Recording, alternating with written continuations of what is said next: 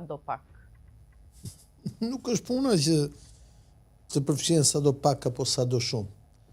Problemi është që jemi përballë një pike ku vjet testohet i famshmi Neni 5 i Aleancës. Dhe do vinte një ditë kjo pikë. Sepse mënyrën se si është, ne kemi biseduar shpesh që dobësia reale e NATO-s është që NATO ka humbur arsyen e të ekzistuarit. Kemi parë këtë në shumë faza, e pam edhe në Ukrainë, por ky është momenti ku fuqia më e madhe e NATO-s është në një luftë të drejtë për drejtë. Në Neni 5 të lët mendosh që është e drejta atij që është në luftë të kërkoj ndihmën e aleatëve. Por Neni 5 thot dhe ca gjëra tjera. E para thot kur ti hyn një luftë që është ai tjetri që të ka sulmuar. E dyta thot që kur ti hyn në luftë, aleancë do thot që ti do informosh dhe do konsultosh aleatët.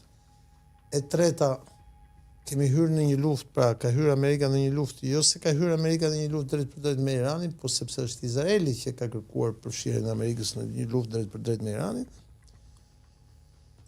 Dhe e katërta, të gjitha fuqitë që kërkojnë të hyjnë në luftë, në rastin konkret, duke mbështetur SBA-n kundër Iranit, janë fuqitë Bashkimit Evropian, të cilët në anën tjetër ka një problem mbi ekzistencë të vetëm. Pse? Kjo jo për shkak të Amerikës, por për shkak të paaftësisë leadershipit tyre në 15 vitet e fundit. Në 15 vjet Evropa ka humbur mundësinë e furnizimit të ekonomisë dhe të industrisë së saj drejt për drejt me burimet energjetike me kosto të ulët. Në fillim pranverë arabe, ndërprerjen e Libisë dhe të furnizimit nga deti Mesdhe, më tej lufta Rusi-Ukrainë, vendimarrja e fortë e Evropës për të vënë sanksione 100% ndaj Rusisë, dhe sot janë detyruar të luten Rusisë. Dhe sigurisht që Rusia do të përdorte dhe përdor gjuhë poshtëruse dhe kushte poshtëruse ndaj Evropës në një moment të tillë. Dhe treta, me bllokimin e Egjiptit Persik, mundësia vetme që ka sot Evropa për të furnizuar ekonominë e saj me gaz dhe naftë është o nga kontinenti amerikan, pra nga SBA-ja, me çmime shumë të larta, me rigasifikatore të tjerë, me naftë, me gaz ndoshta një pjesë nga Algjeria, aq sa mund të furnizojë Algjeria, një pjesë me tapin që kalon nga Shqipëria, aq sa mund të furnizojë që po është me sasi shumë të vogla, ose pastaj nga vende më të largëta si Nigeria e tjerë. Dhe përveç kësaj nuk është vetëm problemi i çmimeve, është problemi edhe i mundësisë fizike për t'i patur. Atëherë, në këto kushte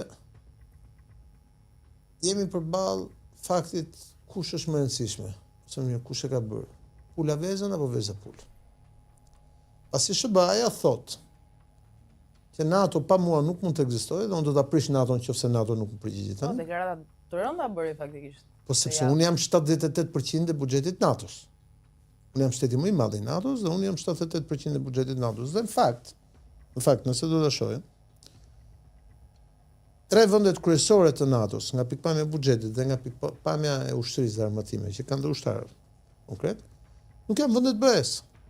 Po, e vërtet. Turqia, SBA, Turqi, Britania e Madhe. Pa futur këtu dhe Kanadan, se dhe ajo është në NATO, por s'po e fusim Kanadan. Pjesa tjetër e NATO-s janë vende o të BE-s ose aspirante të BE-s, ose pastaj janë vende si puna jonë që janë vende të parëndësishme. Shqipëria, Maqedonia, Malizi, pas një zën kapitull nga kjo pikpamje.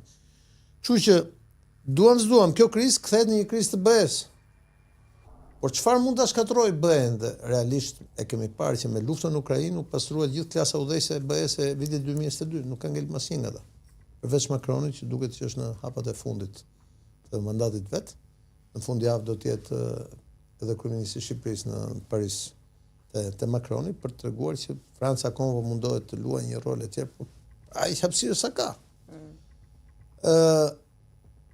Dhe po shkojmë dhe ta shohim logjikën amerikane, nga ana amerikane ka një kuptim, thot, mua sot më duheni dhe ju sot s'po më përgjigjeni. Por ka dhe nga ana europiane një kuptim. që është pafuqia e Evropës për ta bërë këtë gjë që ne e kemi folur në këtë studio. Që Evropa është e pafuqishme, e papërgatitur për këtë gjë. E ka parë në 4 vjet në luftën Rusi-Ukrainë, e pafuqishme edhe ekonomikisht, por mbi gjitha ushtarakisht, sepse e ka të pamundur Evropa sot t'i mbledhë 1 milion ushtarë dhe t'i çojë atje. Ndaj dhe kryeministri i Gjermanisë, që është shteti më i fortë i Evropës, duam s'duam, Gjermania është sot shteti më i fortë i Evropës, tha, okay, mund t'ju përgjigjemi ne, po me çfarë ta bëj? Unë nuk kam luftanie të mëdha atje, unë kam disa fregata që mund të sjell, por nuk mjaftojnë këto për të marrë kontrollin e Hormuzit. Pra, në një anë Trump i kërkon me drejt aleancën, por nuk i ka respektuar as pak ato pikat kryesore që ka qenë në aleancë, pra informimi i aleatëve, konsultimi etj. E fillojnë në mënyrë unilaterale aksionin.